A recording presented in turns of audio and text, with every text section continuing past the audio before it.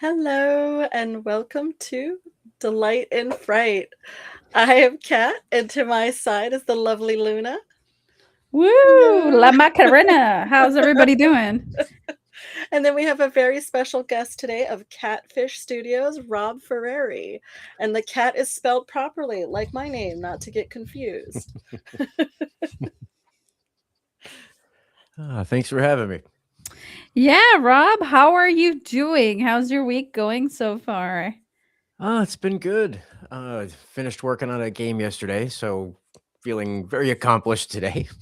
Oh, wow. Wow, wow, wow. Let's get right into it, Rob. I am so interested in kind of pulling some of those layers back of what makes, KatFish Studios. I am a big gamer myself, and so is Kat. So this is our very first video game that we are, discussing. We Oh kind of wow. want to, yeah, we do a lot of books, media, movies, shows, stuff like that. But even comics. But we've never tapped into Right? the horror game market, and We're I myself, video game virgins. yeah, I Yeah. know. We're welcome. You are divergenizing the horror video game talk. Well, I'm Hope- honored to be your first.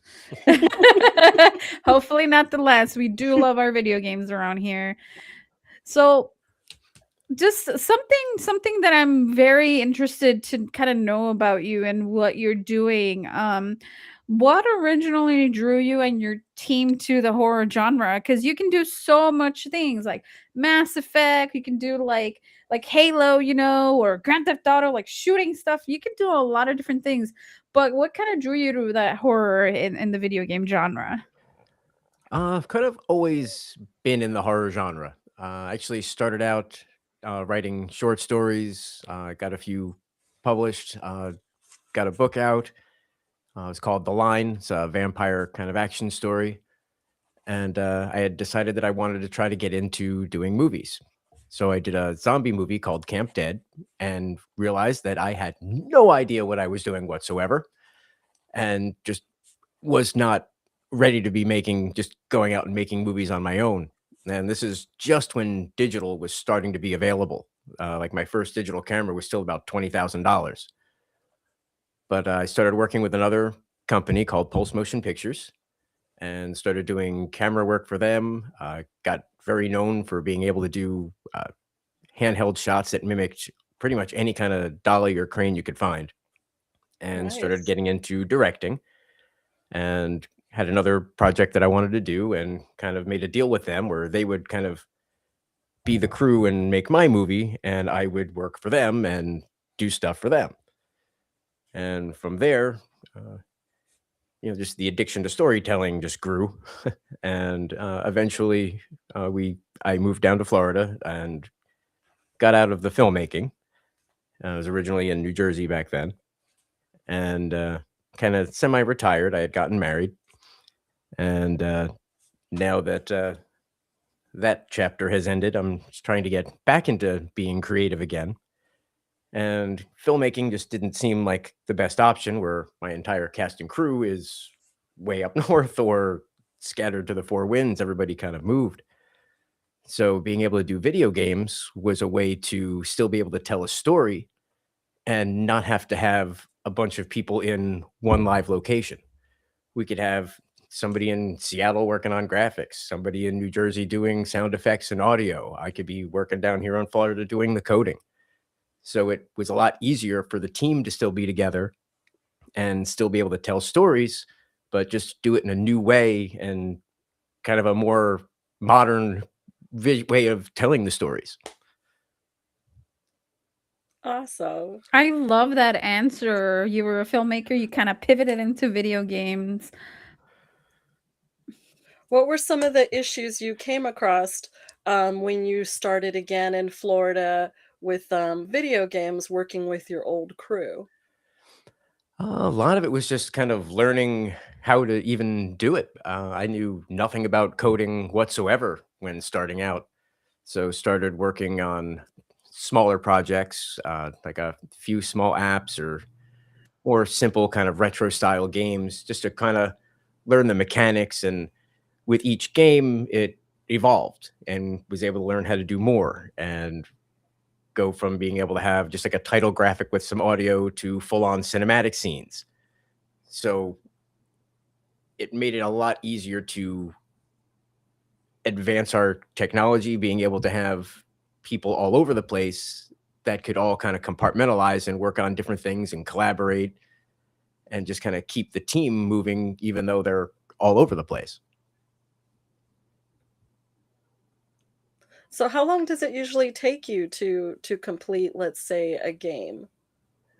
Kind of depends on the game. A more simple game could be done in a weekend, but something that's a little more graphic intensive that needs more cinema scenes could take months.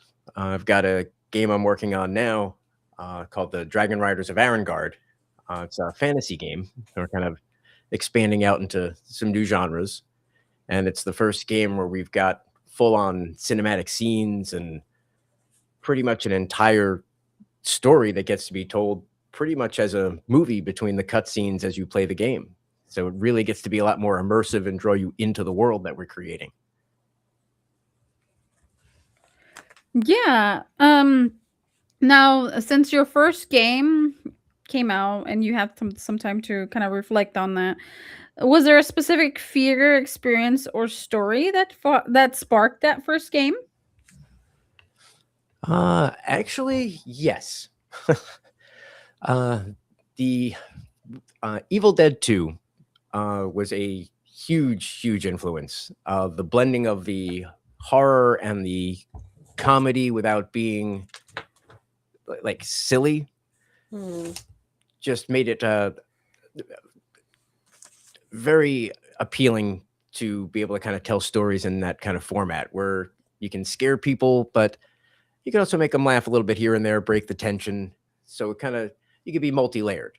You know, a horror game doesn't have to just be scary. You can kind of work other things into it too. Yeah, I definitely agree with that. Now, with that, I have a segue to that question of yours. How do you decide what kind of fear you want players to feel? Do you want them to generally feel panic, dread, sadness, or helplessness when you develop these games? A lot of the games tend to have more of a feeling of just being out of your element and just overwhelmed, just being in unusual circumstances that people just are not meant to face. And how do you face it? Oh, so it would be more of a sense of dread, right? Oh yeah, Dreading that uncertainty. kind of not really knowing what's even real anymore. Mm. Okay, where can we find some of your games? Like, are they on Steam or what kind of platforms can we access them and Uh, for purchase? At the moment, we've got everything is available on our website. We're in the process of trying to put everything on itch.io and on Steam. But with the Ooh. amount of games that we've got at the moment, we've got between apps and games at the moment a little over 50 titles. Little Wow. expensive to get everything on Steam at the moment. So Hmm. Yeah, you kind of have to pick your the best of the best probably, right? Start with those and kind of build oh your yeah. library that way. Yeah, a lot of the smaller games probably won't be there for a while. Oh, okay. Are you Okay. gonna do like a variety pack, like Uh, a horror bundle? we actually were thinking of doing that, having a Nice. like a cheap like a sci-fi bundle, a horror bundle, a fantasy bundle, and kind of take some of those smaller games that we were learning with and kind of put them together so people could still enjoy them and get some fun out of it. Because at the end of the day, that's really what we're doing it for. We want people to have an escape from the everyday world. There's enough pressure between having to deal with your job and stress, and you need an escape. So that's what we want to do. We want to be able to give you something that says, hey, have some fun. You know, come on in, forget your trouble, forget your daily life. Just come on in here, plug your console in, grab a controller, and just have some fun. What was the first game that you coded and worked on? Because I'm kind of checking out your library right now, and I'm seeing some really cool ones like Paranormal Puzzlers, Skinwalker Falls, kind of ooh, Skinwalker we Falls don't was our first narrative adventure game. oh, we don't want to say that SW word out in New Mexico and stuff. They don't like it when you say that word over there. Oh man, that is so fun. So what was the first game that you coded? The first one is called Escape from Lion's Labyrinth, where you play a reporter who's investigating a series of mysterious disappearances, and there's this rich entrepreneur who's kind of the main suspect. And as you're going to investigate his mansion, you get knocked on the back of the head and wake up in a subterranean maze pursued by a crazed beast. And the neat thing with the game is while you're in the maze, you can't see everywhere. So you don't know where the exit is, and you don't know where the creature trying to turn you into lunch is. So you got to kind of try to navigate your way through and not really know where you're even going. But there are some power-ups that'll kind of freeze the enemy for a little bit or give you super speed. But the caveat to the super speed is you could run past the doors. Mm. So you got to kind of make sure you pace Oh, yourself. oof. Those games always get me, the ones that you have to time. I like to take my time. I don't like the games where like feel like so rushed. I'm like, "Oh god, I got like a second to figure this out." It's yeah, that to me is so stressful, but we all play to our abilities and to what makes us really happy. Is there a particular game that makes you very happy currently, Rob? The one that I've lost the most time playtesting and playtesting way more than I needed to is called Monster Slicer, which is pretty Oh. much Fruit Ninja, but better because it has monster heads. Nice, nice. Ooh. It was initially an endless game, but I had to put timed modes into it just because I kept not being able to walk away from it when I was testing it out. Oh my gosh. I see it on the website. I see it. You can get your copy of Monster Slicer right now for $9.99.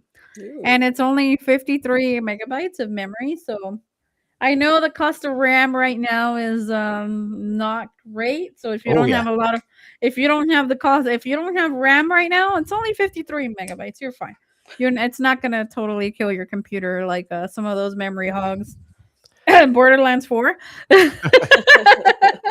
Yeah, we don't have the AAA gaming kind of requirements. We're a lot easier to play. Oh yeah, I do like that, so do you see horror games more of a I know you said that you like the storytelling aspect of it, but the games that you are making right now, do you see them more as like storytelling experiences or like fear simulations? Kind of a combination of the two, uh, because it is very much about telling stories and immersing people in them, but you want them to feel that panic and fear, to feel like they are in the game, that they are in peril. I see. Talking of fear, what scares you personally, and does that influence some of the game designs that you do develop? Um, for me, it's confined spaces. Mm. Kind of experience years ago where I was trapped in a confined space and had to get out of it, and it was not a fun experience. So to me, that's always been something that's kind of stuck with me. Anytime I'm in a very small space, I'm just not very comfortable. So that's something I try Yeah. to put in segments in the game is trying to bring that feeling of being uncomfortable to try to kind of keep people a little unsettled and uneasy, so they're not, so they just it lets them just be more immersed. Yeah, definitely. I can relate to that feeling of confined spaces. I went inside of a F1 simulator car Oh to wow. do the testing and just to check it out. Well, getting in, you just kind of slide in. Getting out, I couldn't get out. and Oh. I had to have like 3 or 4 employees come pry me out of the, and I literally thought they were gonna have to saw off the machine to get me out. They have to get the jaws of life. Oh. Yes, it was like, oh my god, I can't get out of the tube. They're like, push up, and I was like, oh, can't get out. So it was really stressful. Yeah, So yeah, if you don't like confined spaces, don't do the F1 simulator. there are easier ways to get to ride again. Oh my gosh, yes, that is so true. That is so true. But that's how sports cars are in general. Oh Like yeah. once you like to get in, it's easy, but then the car just like I don't know, it hugs you and then you can't get out. It's like all nice and comfy, but then to get out, you cannot look cool. You literally have to like roll out. Sometimes it's easier to just like roll out, like instead of trying to like stand, because then you're putting pressure on the door, you can mess up the car, and it's just Oh god, a yes. whole thing. Basically, you have to be a contortionist in order to have one. Right. Basically. Oh my god, Kitty! We love the critters Oh here. yes. Yeah, that is Cooper. Hello, Cooper. Hi, Cooper. So fluffy. Say hey, Coopy. Thank you for making a guest appearance, Cooper. Oh, she likes attention. Aww. Come here. Aww. Aww. Yes, you're a good girl. You have to make a lot of video game cells so we can keep the kitty fed and happy and so floofy.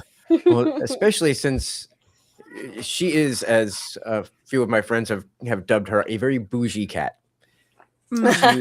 She will not eat any form of dry food. It's got to be wet food. It Of can't be course. pate. No.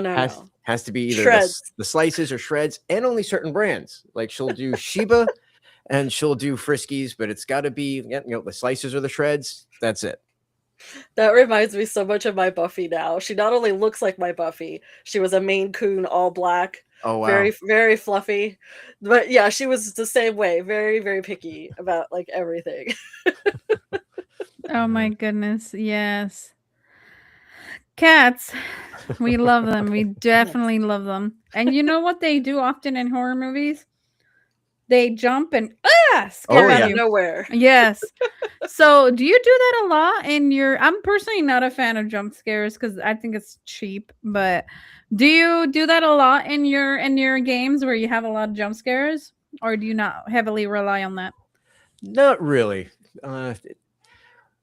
Most of the games don't really give you enough time for a jump scare. You kind of gotta Oh. you gotta keep moving and keep your focus. It kind of keeps you off balance and needing to go.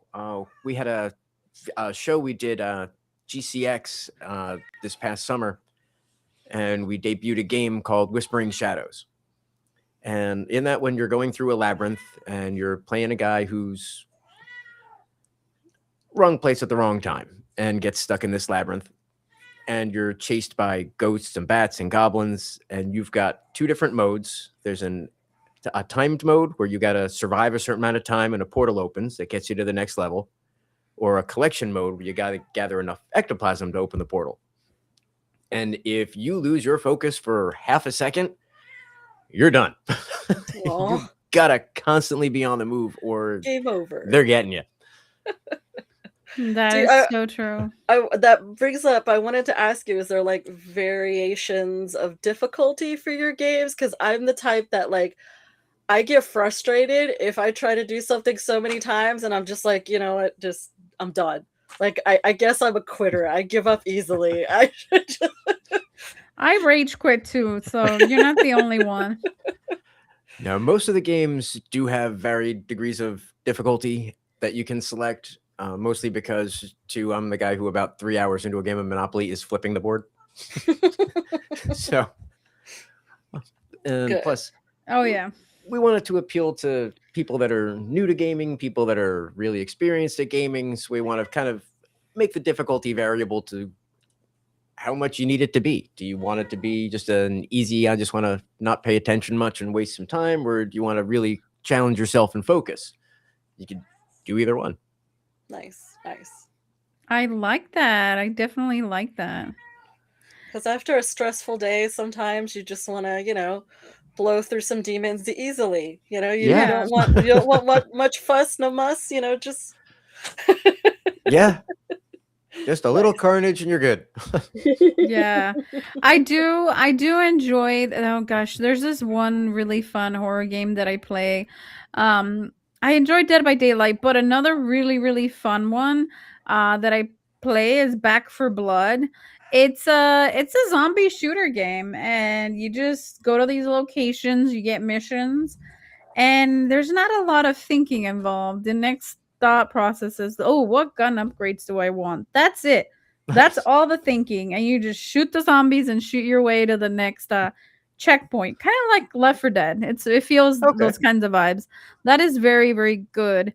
However, I really, the first time I picked up this day game, I underestimated it, how terrifying it is. Because you think, oh, it's just a little zombie shooting game, no problem, get a few guns, whatever. But there are these like beasts that come and run at you, and you sometimes you don't see them coming, and next you know you're pinned, and I don't know where your teammates are. And do you have any moments like that in your video games where like players underestimate how terrifying it can be in certain moments? Oh, definitely. Yeah. As part of the whole fun is just kind of not doing what's expected. So if they're necessarily expecting, okay, I'm going to come around here and there's going to be the creature. Okay, I don't see it. Okay, it just killed me from Oh, behind. there it is. Okay. So, A lot of those. Okay, that is so fun. Chris says Fatal Frame 2. Ah, that is a. What were some of your video games you used to play that were your favorites, though, as far as horror games go, Rob? Doom way back in the day was definitely the first. Doom. Doom. Yes, love it.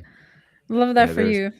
there were quite a few games that were in that style. There was one called Triad that was really good. It was like very kind of post-apocalyptic, kind of occult kind of themed. Hmm.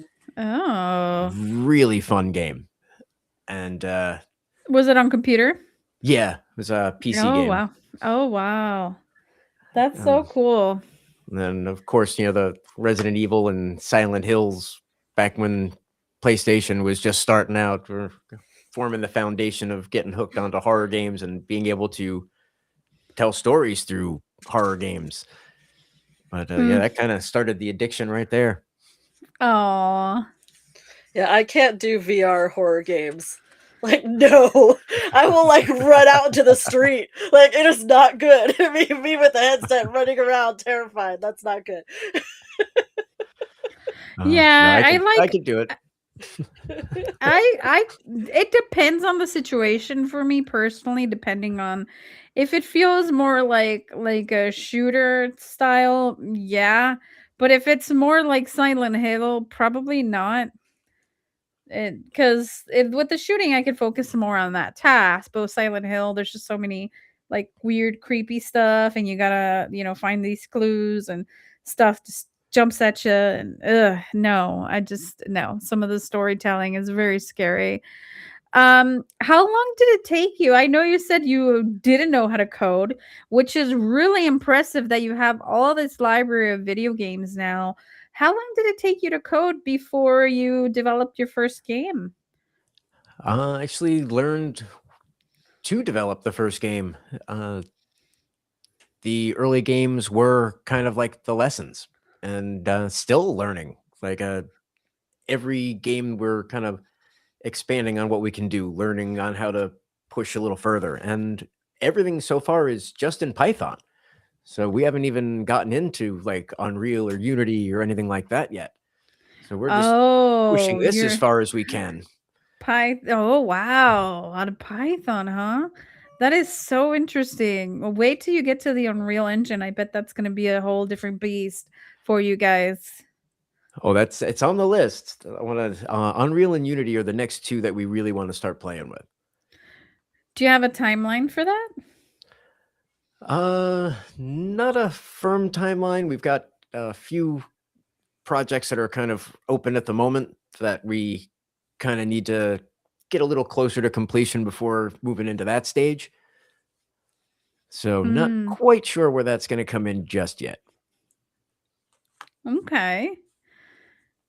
And where do you think horror games are headed in the next few years? Especially with your company. Well, I think it's definitely an exciting time to be doing indie games.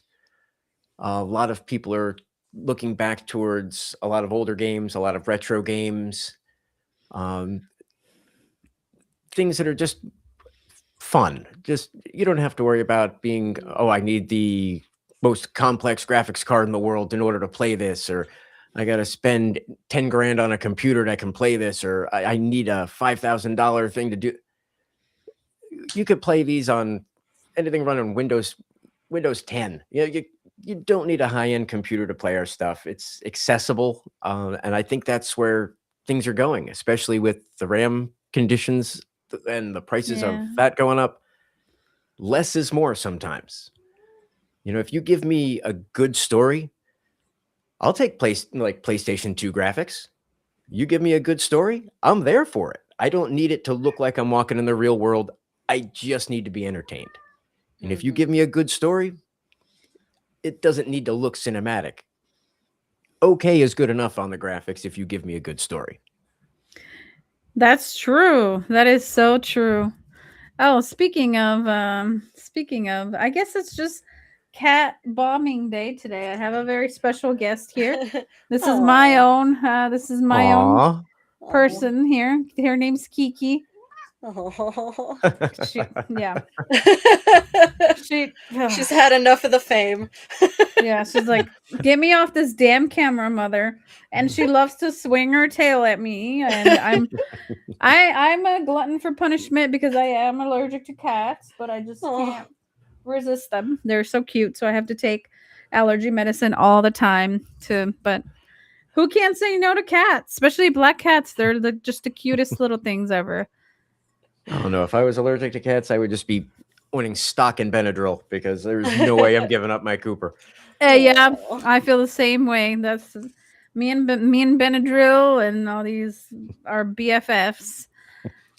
Yeah, that's funny. So I've had Cooper for a while now, and about a year ago, about a week ago, a year, I got another cat who actually found us. Oh. I was watching Netflix at like 3 in the morning with Cooper, and we heard crying outside. So I go Oh. outside to see what's going on, and he runs inside, throws himself down on the rug with his belly up, and starts purring. So Aw. I didn't know if he was sick or anything, and I had Cooper, so I was like, well, you can't just stay in the house. So I put him back outside. I gathered up my garbage and stuff, went to the dumpster. He followed me to the curb, waited while I crossed the street and went to the dumpster. When I came back, he followed me back to the apartment, and when I went to go in, he started to cry. So I'm like, okay, you're staying in the bathroom until I get you to the vet tomorrow. So took him to the vet, and Yeah. he had no chip, no owner, so he became part of the family. Aw. And that's little Cal. What do you? Oh, I see. My cat is trying to fetch food off my food catcher. She's like in there. I'm like, what the hell are you doing, cat? I have nothing of use. She's like, Oh, booby snacks, booby snacks. it was a piece of cheese that I would from my salad that she was very interested in. Speaking of my cat rules. I always agree with that. So the cat distribution system worked out very well for you, Rob. Oh yes. So now there's a big community with YouTubers, influencers, streamers. Have you noticed any of your games getting a lot of traction in that area, in that space? Not yet. But we are actually planning on launching a channel. As we do actually some audio dramas as well, which we did before doing the video games. We have two in particular. One's The Nightmare Realm, which is a horror anthology. Ooh. And we have Choose Your Fate, which I basically come up with a story, and we'll have graphics and everything for it, and to try to make it immersive. And I'll have someone else, usually my friend Harold, who has to be the participant, who can't know anything about the story going into it. So he can't pre-plan anything or come up with, okay, I'll do this or that. Can't know anything about it, not even the name of it, and has to basically be the main character and react to it. That one's a lot of fun to do. Nice. Hey, Cooper. So, what has been the most challenging thing to kind of pull off? It's either technical or what would you say was the hardest thing? The hardest thing was being able to get video cutscenes and intros to work. Python is very finicky with video, and depending on versions or what other requirements you're working with, they can kind of conflict. So a lot of the earlier games will have for intros like a title graphic with some audio until we finally got it to work where we could get the video to play. It just took a lot of trial and error and trying different things. OpenCV is kind of what works the best for us. But yeah, that was the biggest challenge, was getting actual video to play. Yeah, that sounds like a bit of a challenge, but I'm so glad that you found something that works well for you guys. Do you intentionally give players like a sense of control when you guys do the games, or is it very segmented on how? I know you said you have one where it's a make your own story, or right? So, do you have a lot of games like that where players can choose, or do you have other stuff where it's just very focused and there's no real big choices to make? Most of them are very focused and Yeah. not very open world. But the exception would be so far the Welcome to Skinwalker Falls, which is our first narrative game, which gives you a lot more choice and has an inventory system. Like if you need a key to get through a locked door, if you don't have the key, it's not going to let you go through the door. So it kind of keeps it manageable. Interesting. Now, something then Kat and I might be interested in.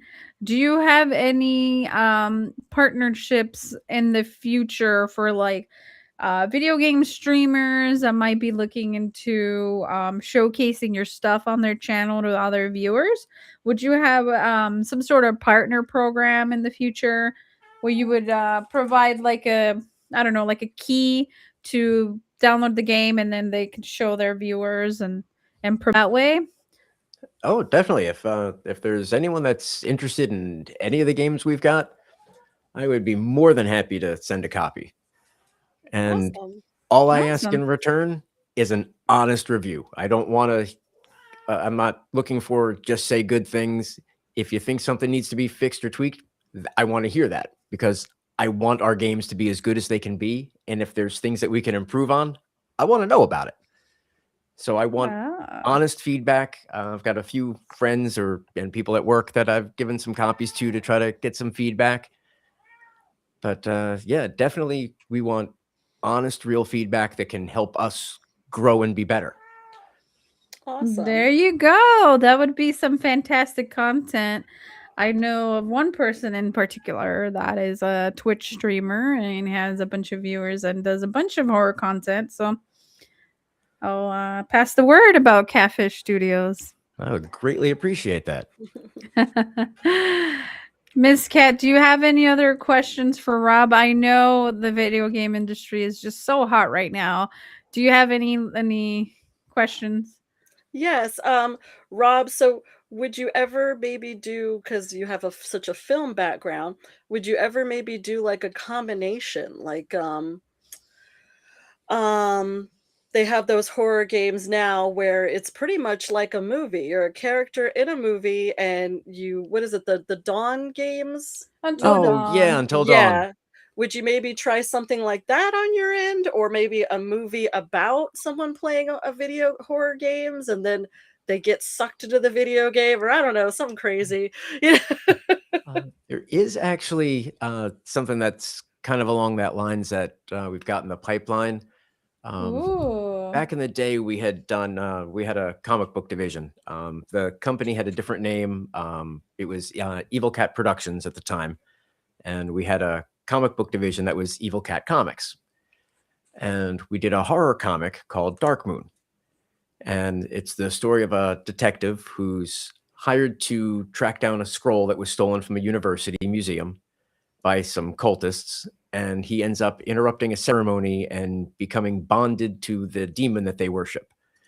And he's trying to sever the bond between him and the demon before it completely takes him over. The professor from the university tries to help him out. And due to COVID, we only got one issue out. But it's always been a story that I've really loved and wanted to do more with. And it's actually something that we thought would work really well in that kind of format. And it's in the very early stages of development, but we are looking to continue Dark Moon in that format. Nice. Well, we're very good friends with Marcus from Second Sight Comics. He's been doing a lot of great stuff. So maybe you can try to hit him up, work with him. He loves to promote the genre. So That would you be know great. that's what we love to do here is get people together, help each other out. Connect. You gotta make strong connections in this world.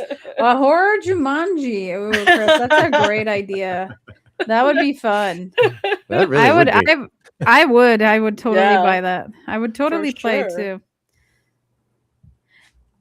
And if Ow. someone has a game already, Rob, like if someone comes to you with a game that they've been working on maybe by themselves and they wanted some help with that, is that something that you guys would be able to do as well, or you just stick to your own projects? No, we're all about helping others and Nice. other people that want to get into gaming and learn coding and graphics.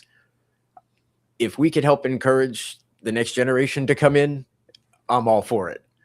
Because Awesome. we're going to Mm. need more people to keep making games, and it's something that we're always going to need more people coming in and more people that want to learn how to do it and have a passion for it. And how could you not want to help that grow? Yes. That's awesome. How Do hard is it to learn like coding for somebody that has no idea, like zero knowledge? It feels very overwhelming at first, but if you just kind of look at it in small steps, you're not going to look into it and go, okay, I'm going to make Assassin's Creed right now. Oh God. It's not going to happen. I'm No. nowhere close to that. Yeah. But you do little things. It's like a lot of the earlier games, like there's one called Eating Nemo, and Nice. it kind of makes fun of Finding Nemo, but you're the shark, which is Nemo in this one, and you're swimming around eating stuff. And it was a very simple game, but it was just a way to start learning mechanics. And then like the next game we did a game called Coin Theft Auto, where you're driving around a city collecting coins. So it was just a lot of ways to just learn different mechanics and just try different things. And then eventually it's like, okay, well, if I take this from this one and this from this one, I can put this here, and then, ooh, now I can do this. And you get to kind of watch it grow and evolve, because every game you're learning something new. You're never done learning. So it's always an experience of, okay, well, how much further can I push this? Which is kind of why we haven't left Python yet, because we haven't pushed it as far as we can. We're still seeing how far we can go with it. And if we can do stuff with full cinematics and cutscenes and choose your players and difficulty levels, I think it's a good day. So how big is your studio as of now? Like how many people do you work with currently? Right now it's mostly me and my friend Harold, who's the other half of KatFish. Like I said, I had Evil Cat Productions, and he had Fishbox Films. Oh, nice. So to work together, we took the cat and the fish and KatFish. Aw, that's so sweet. You must both have a great relationship. Oh, he's been my best friend for decades. He's like a brother. Aw. I would trust him with my life, Aw. and have on occasion. Aw, that's so awesome. I do also see on your website that you guys sell choose your own fate RPGs, tabletop Yes. RPGs, Ooh. D&D stuff. Is it on a D? Is it a D5 rules like or It's a D20. oh D20? No, I meant sorry. Oh no, it's The fifth edition. uh, That's what I it meant. Sorry. it's very much its own system. Oh, Nice, it's its own nice. system, so you It don't have to worry about. Yep, Yeah. it Okay. combines. It's got a little bit of a Dungeons and Dragons kind of feel to it, but also very much a Call of Cthulhu kind of feel to it, Ooh. Ooh, we where love that. it does involve like sanity and having skills in different like psychology and parapsychology that'll help you. It Ooh. was actually based on the Choose Your Fate show that we were talking about earlier. And I Mhm. wanted to make, at first, I was going to try to make a video game adaptation of it and take the episodes and, make them into games. And as I'm doing it, it just didn't feel right. And You needed that human interaction. a friend of mine was like, what is it that you really like about the show? I said, I like the fact that it's completely open. You don't know what they're going to do. They can do anything. Where if you're Mhm. giving them like a choose your own adventure thing where it's okay, you've got choice A, B, or C. Well, what if you wouldn't do A, B, or C? I love the fact that you just could do anything. So she's like, well, that's easy. It's not a narrative adventure game. It's a D&D game. It's a role-playing game. So we then kind of came up with the system. It took maybe about a year and a half to actually develop the actual game system. And Yeah, then we made that's the tricky part. My husband's had a game he's wanted to create for years, but he's like, "I don't wanna use someone else's system because then, they can snatch it, they can, sue you and all kinds of fun stuff." Oh yeah, Yeah. and yeah, Wizards of the Coast will do that kind of stuff. Yeah. They've sent people to someone's house because they got cards early. So I don't Oh put anything wow. past them. Yeah. Yeah, we wouldn't want that. Let me show our lovely viewers that are watching currently. I'm gonna share this real quick. So this is the website. If you go to catfishstudios.com as I've shared, you go here, you can go to whatever you're interested in. If you want sci-fi games, you can go here, check out all these amazing games, and it's super easy. What I love that you've made about this website is, let's say I want this a cop. This looks really cool. So I'm going to click here, right? Mhm. Oh, wow, hang on.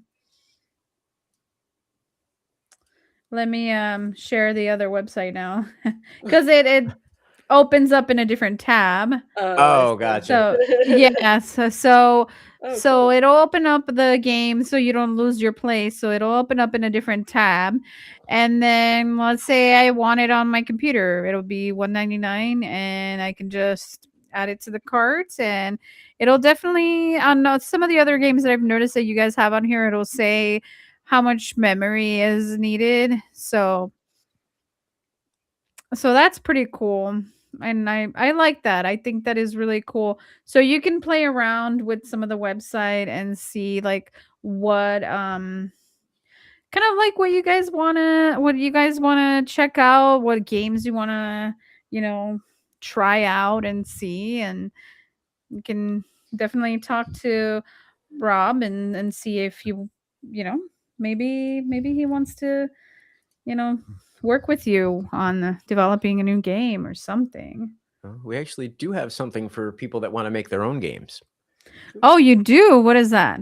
We have a game engine that we sell called Puzzlor, which lets people make their own puzzle games without having to know how to code. You upload your images. You can upload music.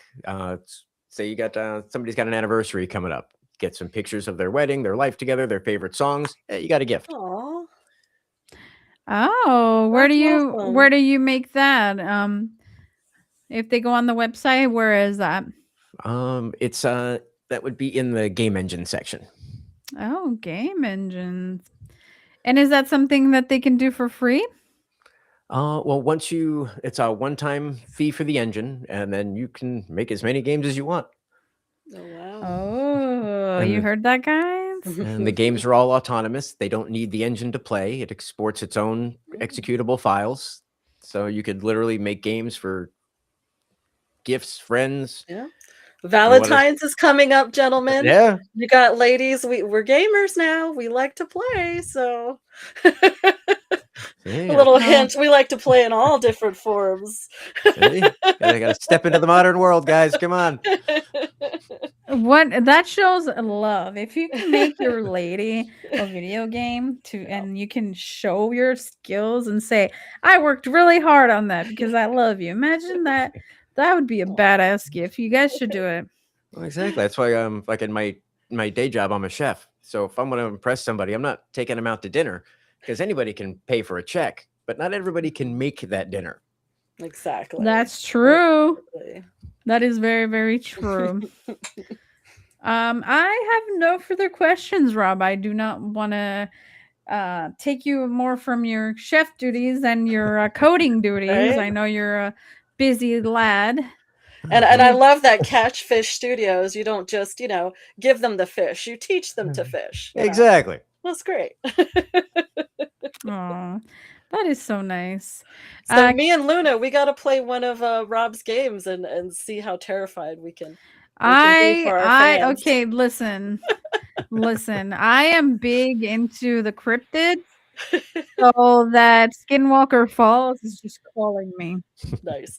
I love the cryptids, all of them. I hope to see more cryptids soon, not just the S walkers. We want to see some, some other cryptids. Gotta share the love.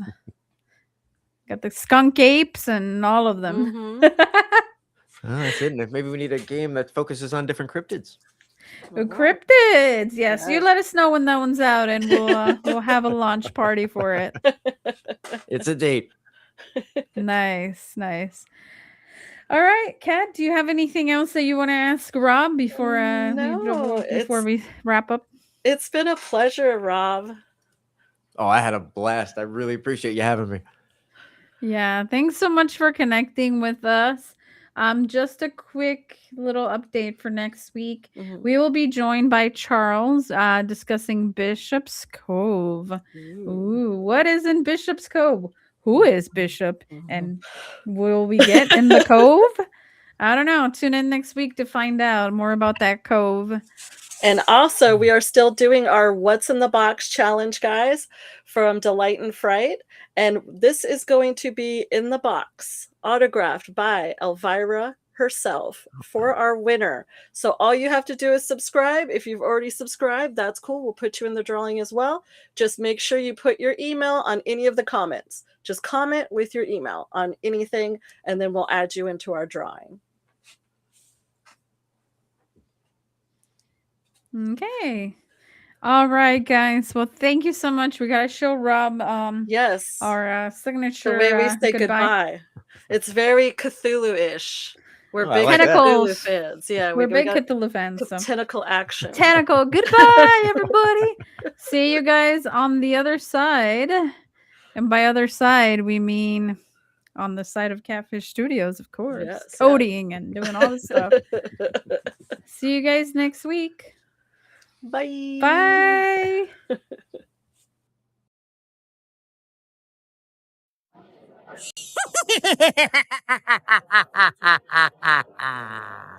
Hello, boils and ghouls. It's your old pal, John Kassir, the voice of the Crypt Keeper.